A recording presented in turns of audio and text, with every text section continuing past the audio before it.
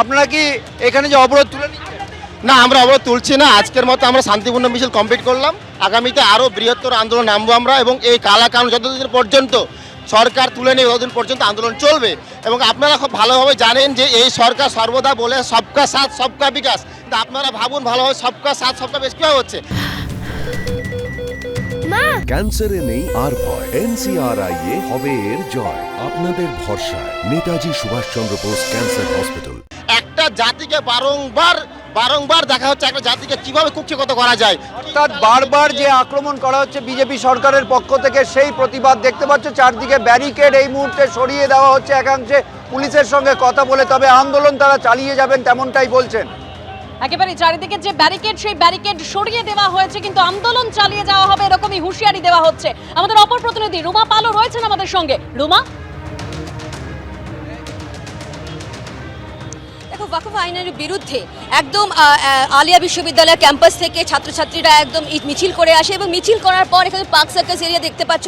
Park সার্কাসে কিন্তু কিছুক্ষণের জন্য একেবারে অবরুদ্ধ হয়ে পড়ে, এবং পুলিশ ফোর্স যথেষ্ট রয়েছে, এবং তাদের একটাই দাবি হচ্ছে যে এই আইন ফেরত নিতে হবে। দেখো, এক সপ্তাহ ধরে কিন্তু এই প্রতিবাদ মিছিল চলছে।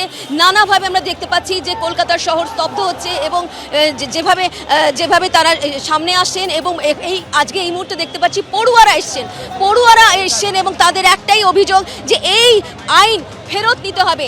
এই আইন যতক্ষণ না ফেরত নেবেন তারা রাস্তাতে থাকবেন, আন্দোলন করবেন। এবং পার্ক সার্কাস যেহেতু বুঝতেই পারছো যে একদম 7 পয়েন্ট, সেখানে কিন্তু পুলিশ মোতায়েন রয়েছে। একদম বলা যেতে পারে যে অনেক বেশি সংখ্যায় পুলিশ মোতায়েন রয়েছে, এবং তার সঙ্গে সঙ্গে পড়ুয়াদের বোঝানোর চেষ্টা হচ্ছে যে তারা এখান থেকে এই রাস্তা যাতে সরে যায়, এবং যাতে কিন্তু যানবাহন ঠিক মতো চলতে পারে।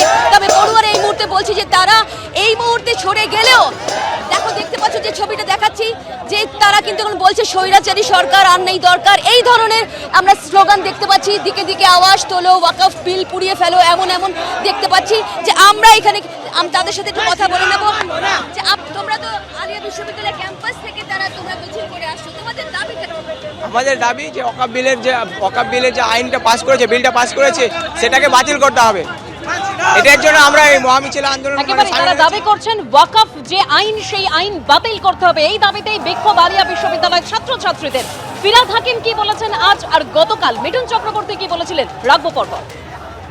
বাংলায় আমাদের কোনো সমস্যা নেই, কারণ আমাদের মুখ্যমন্ত্রীর নাম মমতা বন্দ্যোপাধ্যায়, এবং বাংলা হলো একমাত্র পীঠস্থান সর্বধর্ম সমন্বয়ের।